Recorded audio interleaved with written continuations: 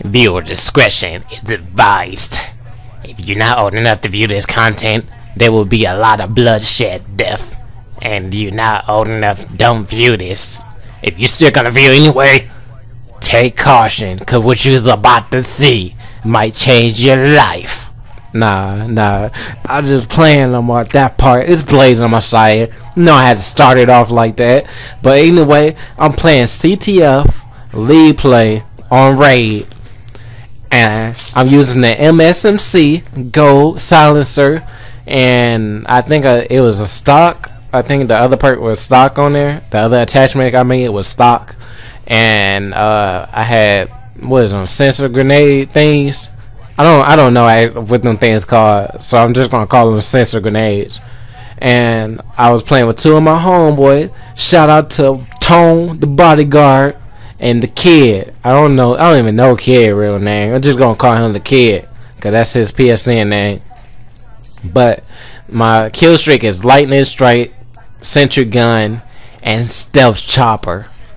I was gonna I had got so many stealth choppers. I thought I had a Penta stealth chopper, so I was just gonna call the video that, but it ended up being only 3 stealth choppers. So yeah, man, I was just going off on these boys. I got a bullshit death though. I didn't understand that death though. It was just bullshit. I mean, he shot me from range, but I was like, how? I just came from that way. How? But anyways, I'm gonna tell y'all a story. You know, I gotta tell y'all a story real quick. A near-death experience that happened on my birthday. So I went to Florida with my girlfriend at the time, or whatever. We went to Florida, and you know, we went to what was that place called? I forgot the actual part of Florida we was in. But when we went there, I wanted to jet ski. Can't swim. Neither of us can swim at all. But you know, I'm a daredevil, so I take risks. I like to try a lot of the shit that I never did before. So I got on this jet ski with her, and they tell us like, can you pull yourself back on the jet ski, and can she pull herself back on the jet ski? We both said yeah or whatever, knowing damn well we can't swim. So we get on there. They said that the weather was like kind of messed up or whatever, so it's gonna be a lot of wind, and the waves, it's gonna be a lot of waves because the wind blowing so hard or whatever because of the weather and crap. So we got on this jet ski. We like trying to keep up with other people because they going like super fast. So I was like, okay, I'm gonna go super fast too. Next thing I know, we going up and down to these big ass humps, and it was like, oh my god, we in the air for like 6-7 seconds. At first she was scared because she holding on to me real tight, but you know, I don't give a fuck. I'm going there fast even though she said she's scared. Next thing she say, oh, she started cheering and shit. Oh, it's having fun. She put one hand in there. Oh, all of this. I'm like, okay, I need to go even faster. It felt like I was going like 70-80 miles on that fucking jet ski. And I mean, it was fun. It was fun until we stopped. They was like, oh, we near the dolphins, and they're like, do y'all want to get off the jet ski and swim with the dolphins and shit? I see little fins. I'm like, I ain't getting on no damn jet ski. We in the middle of the ocean somewhere. It's probably some damn sharks and shit. And then I can't swim anyway, but we didn't tell them that. We both looked at each other. Oh, we ain't getting off that shit.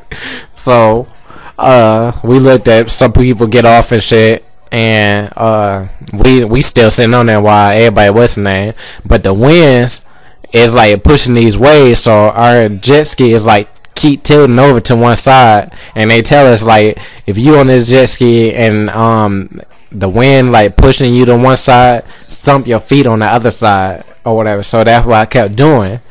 But my girlfriend at the time was, she like so clumsy. So